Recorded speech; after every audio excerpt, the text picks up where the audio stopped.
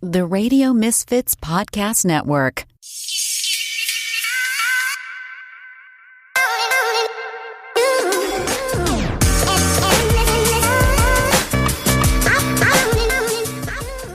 Welcome back to The Honest Edit. I'm Holly with Organized DFW, and this is Scarlett. Hello. With White Space Methods. We are coming in today. Hot. Coming in hot today. Literally and figuratively. Yes. We're hot. Oh, yeah. Turn that fan off so it doesn't.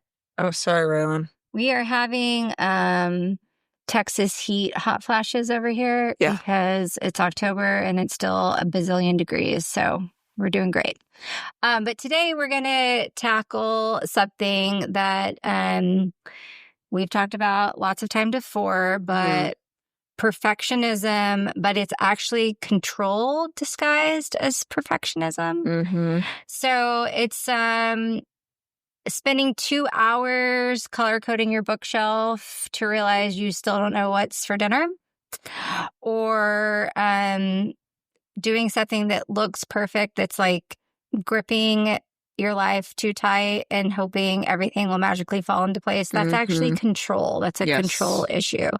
So we're going to talk about how control can keep you stuck and kind of what that looks like with what we see with our clients. Yeah, and I feel like that's come up a lot lately for me. And it's kind of looking a little bit like the micromanaging a bit and sort of freaking out about kind of like, don't sweat the small stuff and you're sweating the small stuff. Yeah. And I feel when you're an organized person and you're working on an efficient sort of playing field and you're feeling peace at home and everything just is feeling right. At that point, you have clarity.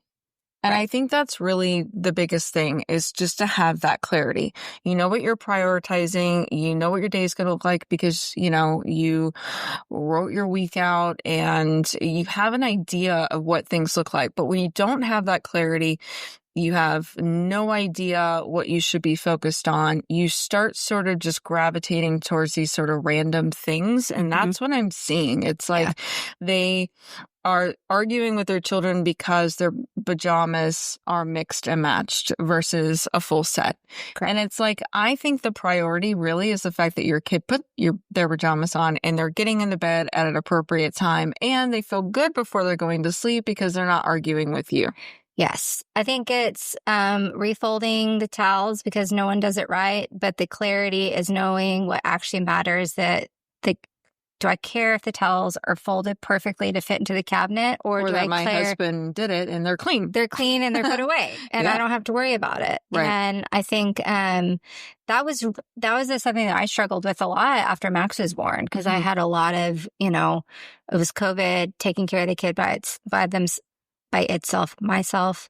Jim was upstairs working, couldn't let go of like everything being perfect and the counters being clear or whatever. But what I really needed is like, hey, just go do the thing. And I think after several years now of motherhood, I remember my mom would come over and like fold the laundry and she'd be like, this is probably not how you fold it. I'm like, I don't fucking care how it's folded. No. It's clean. Yeah. It's put away. It doesn't matter anymore. And that's like, that was a big let go for me. So, I want you to think about where in your life you're confusing control with clarity. Yeah. Is it at work, when you're like tweaking a PowerPoint until midnight instead of just hitting the send button and going to bed and getting that sleep that you know you need for the presentation? Or when you're in the middle of trying to cook dinner and you're rearranging the pantry instead of actually cooking dinner. And then you burn dinner and then you're mad and then... Which I get into sometimes when I'm like meal prepping for the day and I know I'm going to spend the day in the kitchen. Like I'm cooking and I'm relabeling and I'm decanting and I'm doing all these things. And it feels like efficiency to me because I'm getting stuff done. But really, I should be focusing on get the meals done and then carve out these other things that need to be done at a different time. And then, the boys walk in the kitchen. They're like, whoa, mom has completely destroyed the kitchen. Yeah. And then food's actually not ready. Right. So, unless, like I love. And again, that's that clarity. Yes. What is really the priority in the moment? Mm-hmm, Is it just really putting away the groceries, or do you need to alphabetize the pasta?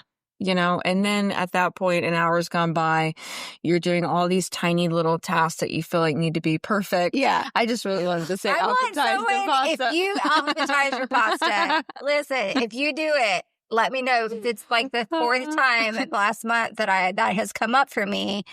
And I want to know who does it. I want to know, is it the giant, like, cooking chef's kitchen folks that do it? Are you doing, like, who's doing that? Yeah, And I want to know. I have seen it too, and I'm like, what the hell? Like, there's having to have all the different kinds of pasta. Listen, I opened a bag of pasta. They all cook the same time. They decant together. We have surprise pasta. Well, see, now I live in an Italian household. Yeah, you can't do that. And I can't That's do that. Sacrilege for and you. My mother-in-law lives with me, who's a tiny little Italian woman, and there will be no mixing of pasta. No. And if I don't even prep the pasta a certain way, like boil it a certain way, that it's sacrilege. Yeah. But I'm not alphabetizing my pasta, and I'm not going into these subcategories and spending that time. And I don't do a lot of decanting because that doesn't work for my lifestyle. Right. But I do put pasta and rice and grains into canisters, and it takes me 2 seconds. Right. But I do not do that organization when I am grocery shopping, because chances are, if I'm grocery shopping, I'm also doing other errands. Yeah. And grocery shopping just takes it out of me. And so I don't really feel like, and I want to, trust me. Oh gosh, do I want to? I'm in the pantry. I'm already in there. My brain wants to do it, but I know I have other things that are more important. Mm-hmm. And so what you should do instead is, I'm noticing that my pantry is getting a little bit out of hand and there's a little bit of clutter built up, or maybe I need to assess the expiration dates or whatever it is. I'm going to put that in my schedule. And you have clarity on, I'm going to do this. Here are the things I need to look out for. Yep. Instead of getting stuck in the pantry while you're trying to figure out what you need. Yeah. So let's talk about a healthy structure versus what control could be. Here are some relatable scenarios. So a healthy structure is a bedtime routine. Perfectionism or control is freaking out because bath time didn't start when the hatch went off with the bath time music. It's about having a little bit of flexibility in there, that even though this didn't start at this moment, or we're 5 minutes behind, we can still catch up. That way you're not stressed and you're not putting out weird energy while you're trying to calm down the kiddos. Or it could be, like, my biggest thing is hosting. Yes. I love hosting, and I was a huge control freak about how is the dinner table set? Or does everything match? Or is there a stain on something? Like, who cares? And if you have people over that are going to judge you for that, chances are you should probably not be hanging around them. Right. But I feel like the healthy structure is really like, create a menu, stick to the menu. But the perfectionism could be, are you using all matching pots? Did the potatoes not come out great? So you're going to like remake it and then spend all that time. Like, how does the landscaping look for your hosting? Yeah, I have done that before. I literally did, though, and that's how bad I was. I was so bad. I was not focusing on the menu. I was not focusing even on the tablescaping. Even inside. I was inside the house. Landscaping my yard because I felt like it looked like crap. And my husband walked out and was like, what the hell are you doing? That's control, y'all. And that was total. And I have worked on that. Yeah. So we're not coming at you with what you should be doing, what you shouldn't be doing. These are things that we have gone through and what we are focusing on right now and what works for us. Yeah. And it's really that prioritizing and having that clarity. Those are the two biggest things. Yeah. Another thing that comes to mind that I do to myself sometimes when I have a new client and a big job is that I will focus on, like I give new clients, if we have a big job, like a big presentation or, like, it's like a PowerPoint of like, here are the spaces, here are our goals. And I will spend so much time on that instead of just hitting send. So I'm spending time, my time that I'm not getting paid for to get a job, and messing with the fonts, messing with the alignment, all of the things. When I just need to send the fucking thing and be done with it so I can go back and be with my family or work on the other things. I was just doing that. See, we still do things, but we're identifying it. We know a little bit better now. Right. And we can stop ourselves while we're doing it, because I was just putting together a mood board and I was fucking around with the fonts and the backdrop. And I was like, I really need to change all this. And then I was diving into my branding, and it was like 9:30 at night. And instead of just literally sitting with my client who would not give two shits, they don't care. She's been my client for 6 years. So she really doesn't care about a pretty mood board. She just wants to see the craft that I've chosen for her and get a sense of how it's going to work and go from there. Yeah. But I was literally getting down to the nitty gritty of all of what you just described. And then I finally said, you know what? Send. Yeah. Be Sorry done if that with was it. loud. But That's yeah, fine. I literally I was like, we're done. I think that like calling out the cost of what this control and perfectionism does is it steals your joy. It takes away your energy. It takes away your time. It takes away you being present in the moment. And then you end up missing the whole thing because you're trying to make this thing look this certain way. And it's not about any of that at all. And it can cause a lot of friction within the household. It sure can. A ton of friction. I feel like I work with a lot of clients, couples, and you could just feel the tension because someone's focused on this and someone's focused on that. And I'm like, all right, you two, let's take the boxing gloves off. Let's go in our neutral corners. Yeah. And let's really figure out what matters here. And that's really 100% how I approach it. Right. And then we come to an agreement, and I keep them focused on that. Stop focusing on the towels. Stop focusing on the Legos over there in the corner. Let's focus on what you're really bringing me in for. Right. And the way that I do that, and even in my own household is, or with clients too, with partners, and is that, yes, instead of arguing about the thing or bringing in the energy, let's sit down and let's create a list of our non-negotiables. What actually matters for family dinner? What actually matters for a routine for family dinner for the kids? Let's set a good enough bar because let's face it, we're not always running at 100%. No. Our partners aren't always running at 100%. We've talked about this. I have 40, you have 60 to give. So let's figure out what the good enough bar is and give yourself the permission to finish something if it's 80%. If the kid did half of the things for the dinner and you're like, I don't want to put this dinner on another dish because I don't want to whatever, guess what? Everyone can pick up their plate, go to the stove, help themselves, and it is easier for everyone in the end. So, or don't nitpick. Don't nitpick. I feel like I see a lot of nitpicking. Like, you want your husband to do this one thing and he does it, but then you destroy him about or her. Are you talking about me? Whoever. No, no. I mean, I see this. I love you, Jim. The time. Yeah. And it's kind of like, okay, you want him to do XYZ. Maybe you just want him to put away the dishes in the dishwasher, and that's his little chore at the end of the night as he puts the dishes away. But maybe he puts it away in the wrong spot, or maybe he doesn't put it away where it's all like stacked and pretty and nice or whatever. Or maybe he doesn't put the lids on the Tupperware like he should. But you know what? He did the damn thing. You're really talking about me right now. I'm really not. But maybe I am. I don't know. I'm also talking to myself too. Yeah. Like, they did the task. They wanted to help. They heard you. It doesn't mean that they're going to do it at the level that you wanted them to do it. But that can be built on with layers. And that's patient. Be patient. But that's also a whole thing that I'm going through right now is what is the, I don't like the word expectation, but what does this look like for me to make me feel good about this? And what does it make my partner feel good about? Finding the 80%. If this is done 80%, that's fine. But having those conversations with your partner, with your family, with your kids, with your mother-in-law, with whoever is living in your home, that like, this is how we want this to look. We know that we're not at it 100% all of the time. Right. We're not going to control and spend energy and time on if it doesn't get done to this perfect level, but we need this to at least be done. So leave room for a messy middle. Life's not a Pinterest board. It's a junk drawer with a sided candlelight.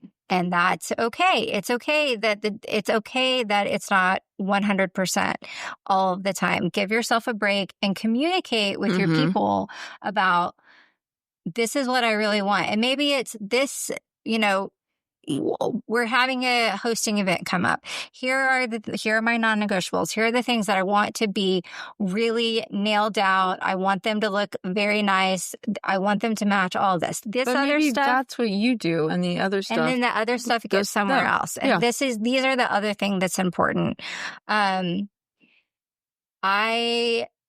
have been asking myself lately about the kitchen counter, because you guys know that that's like my thing, is like, is this about the control am I out of control right now and I'm mad about the kitchen counter because I haven't been home all day to do it, and half of this shit belongs to the rest of the family and they need to be doing it? Or is it about I'm seeking clarity for myself by having the kitchen counter cleaned off because that's what makes me feel good?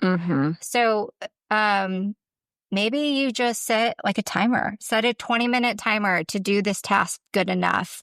And then you're not going to spiral into this whole arguing with their spouse, getting nitpicky, shit not actually getting done for what you need to happen in the next And that's the clarity. hour. So I have a lot of guides and I have a few ebooks. And within that, if I'm teaching or working or coaching or pick a word, I'm working with a client and they are frustrated with the fact that tasks are just not getting done.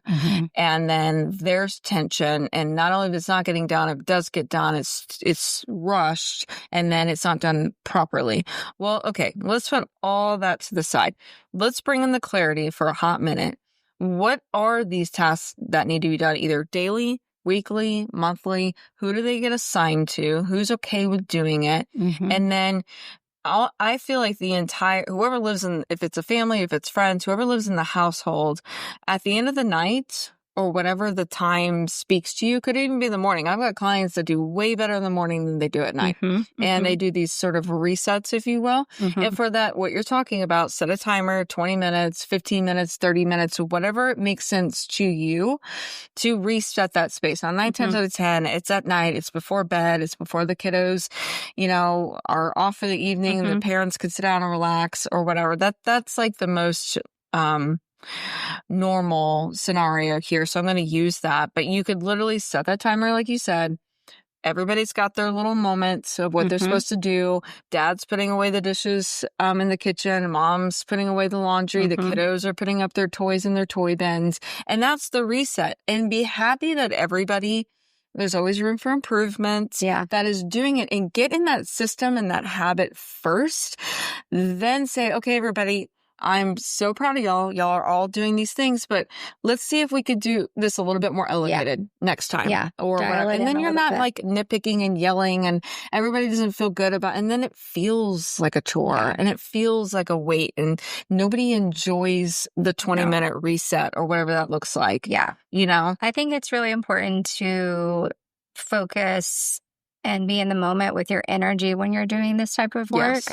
Because if you're just frustrated because it's not getting done your way, it's not going to come across right. That energy is not going to be picked up by these people that you're asking for help from. So check your energy at the door when you're doing this type of work. And again, like Scarlett said, having the conversations on what what is the non-negotiable, what is the priority, what does that look like right now? And then just like you're teaching, teaching your kid to go to the bathroom. There are different levels of that. There are different stages for everything. And it's really messy in the beginning, and then it gets really good. And then it's like something that you don't have to worry about because anymore. you have that clarity. Right. You know the challenges already. You put the systems in place. You build the habits. And then from the habits, then you can self-improve it. Right. But you have to start at the foundation somewhere. And that's where it's the clarity in the system and not about the control and the yelling. Yes. So this week, we want you guys to notice where you can loosen up your grip on some of these like household chores or with work stuff, with relationships. You don't need to do it all perfectly. You just need to do it clearly and intentionally in a way that gets it actually done so you can live your life. So yes. Let us know what you guys are working on so we can cheer you on. And remember to like cut the clutter, keep the joy. And we're all just doing our best. So just tell yourself, I'm just doing the best I can. Yeah. Yeah. Good. Great. Thanks for joining us. We'll see you guys next time. Yes. Thanks, Bye. Guy. Bye.